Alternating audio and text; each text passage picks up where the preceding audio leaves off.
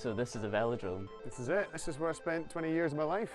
This week, Alistair's talking wheels with cycling legend Sir Chris Hoy. We're watching how wind is helping wheelchair racers. I think building the trail around you and your needs is incredibly important. And we whip up a chat with the new voice and face of Indiana Jones. The thing that is universal is that there is somewhere in all of us an adventurer.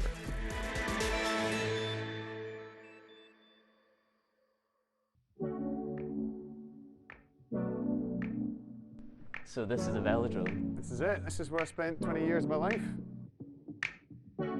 I've raced the Commonwealth Games here in 2002, World Champs in 96, 2000, 2008. I've become World Champion here, Commonwealth Champion. Yeah, loads of great memories, but also my place of work. I used to come here 5 days a week, 50 weeks of the year. So it's so many memories, so many people, so many friendships. So yeah, always have a nice warm feeling when I come back to the velodrome. It's a big commitment being a champion. It is, but at the heart of it, you're doing something you love. It's a passion, and when I was 13, 14 and I first rode in the track at Meadowbank in Edinburgh, never could have thought that one day, it'd become a career for me, and I would go on to win lots of medals. It's that passion and determination that's helped take Sir Chris Hoy to the top of the podium many times at both the Olympics and World Championships. In his career spanning many years, he's seen technology shift in his sport. Obviously the bikes evolve, and the science behind performance and the analysis and aerodynamics is the biggest one that's evolved cycling over the last 10 years. But at the heart of it, it's human beings and its personalities and its passion for sport. And I love the science. Don't get me wrong, I did my degree in sports science, and I love the science, the underpinning theory behind performance. But aside from all that, it's the human element that is the most fascinating, I think, the psychology and, yeah, as I said, the passion for sport. Sir Chris has described this year as his toughest. He's spoken openly about his health and terminal cancer diagnosis, but through it all he's continued working, including backing a clip-on bit of tech that can make any bike an e-bike. This has been a huge project, over the last 4 years, but it's more than ever. It's great to have something exciting to look forward to.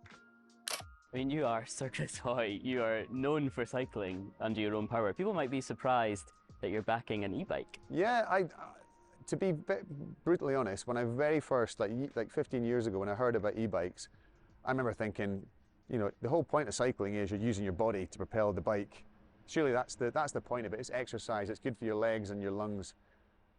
And then I tried an e-bike the very first time, and I got it. It's not like sitting on a scooter and turning a throttle and you're a passenger.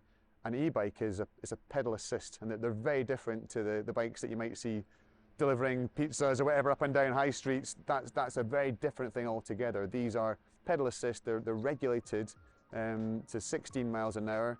They're safe. These are a very different proposition. But when you ride one, you get it and you go, actually, you still have to pedal, you still get exercise, but you can choose how much effort you want to put through the pedals. So if you do want to get, to work a bit harder, you can. But if you don't, you get that extra little boost. So I think it makes people want to ride their bikes more frequently. Athlete investing is now a huge trend in all sorts of different products and technology. What is your involvement in this? Are you just a kind of famous name behind a product, or are you more involved? I think, I was there. I was the first person to get on board and to become a shareholder and to back it because I believed in it. When you get on the bike and you try it, it is a eureka moment, and I thought, this is going to be huge. I feel as well I've played a small role in developing the characteristic of how the unit works and giving feedback from a cyclist perspective on the different power modes, on the shape of it, and the clearance, all the things that are actually important in terms of the cycling experience. I've tried to help them with that.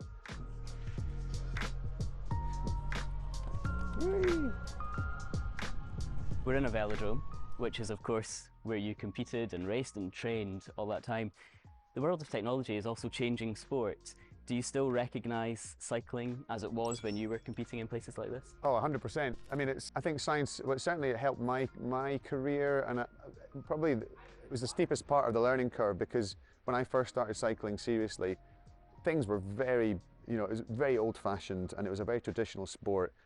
But technology has revolutionized the sport, and I find it fascinating, and I embrace it too. I love the data. I used to love the data when I was riding, and I love the numbers, and I could finish a session knowing that I'd produced a new personal best.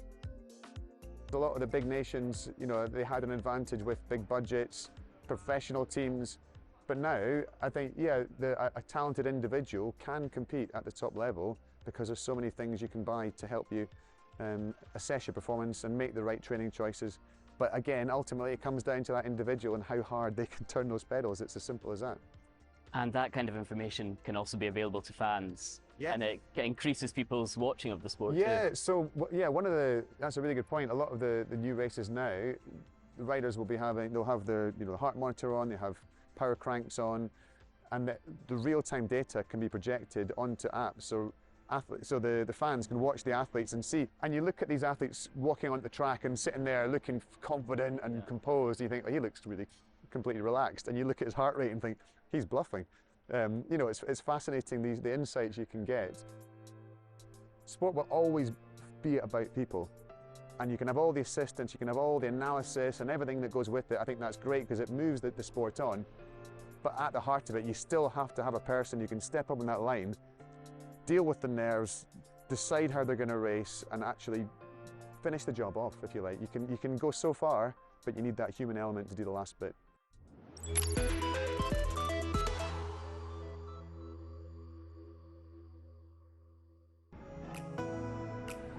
This is Melanie Woods,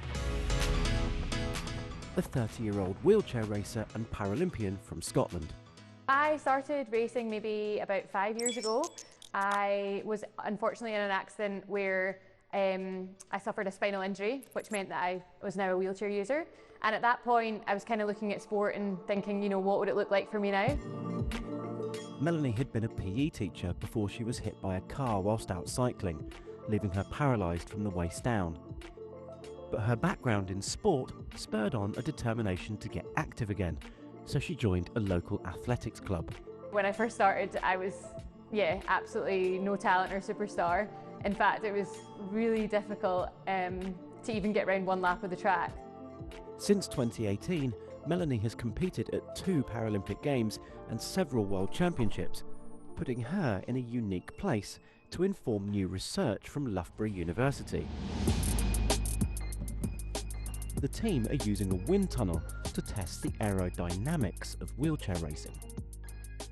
One key area is an athlete's body position in their chairs while racing. We have beside me a wind tunnel and the working section with a wheelchair mounted to it. So it's mounted to what we call a balance. So it's essentially like a giant set of weighing scales, but instead of just weighing up and down like the scales you have at home, it will measure forwards and backwards, side to side, as well as up and down. So it allows us to measure all of the forces that are acting on that chair when we turn the wind on.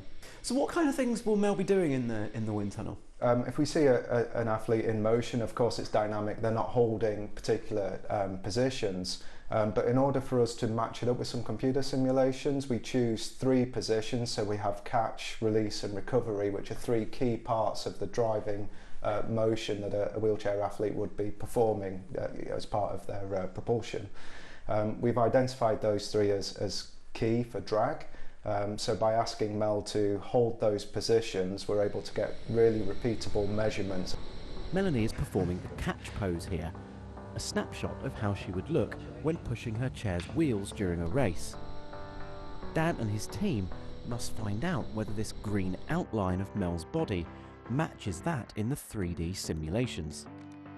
When a wheelchair athlete is racing, the biggest force that they're going to encounter is that wind resistance. So we can feel this ourselves on a windy day, and we can feel the force that we have to put in to overcome that. So for us, it's really important to understand how that force, where that force comes from, and any changes that we can make to try and reduce that force and allow the athlete to ultimately perform faster. The project is the work of PhD student Will Dixon, who's showing me just how wind hits Melanie's body and chair. By bringing it down, supposed to see how it attaches over a helmet, and then where it's really flapping about, that's where there's lots of turbulence, so that's where it's separating from her body. If I bring it like across, like goes to her arm, you can see that it's attached to her arm, but then behind there it's shedding and there's lots of wake and a lot of turbulence in that. My background's in vehicle aerodynamics, and actually a vehicle, once we've designed those surfaces, it's the same whether you're driving it or I'm driving it, it performs the same aerodynamically.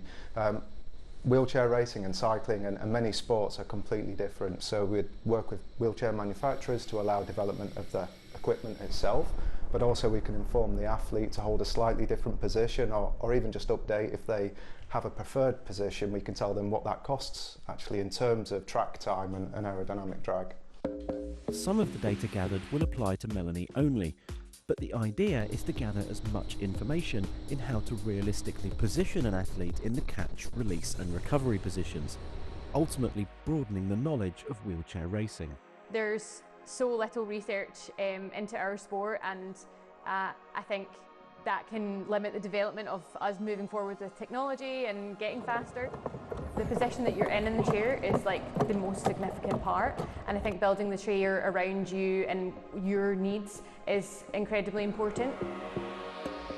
It will take months before results from the project are fully analysed, but Dan tells me the preliminary findings are positive, and that those 3 key positions could provide a framework to helping athletes get faster in their sport. The research that they're doing into the aerodynamics and how your position affects that will hopefully help them come out with some kind of guidelines or some influence on what position you choose to be in, and I think, yeah, that will be really helpful.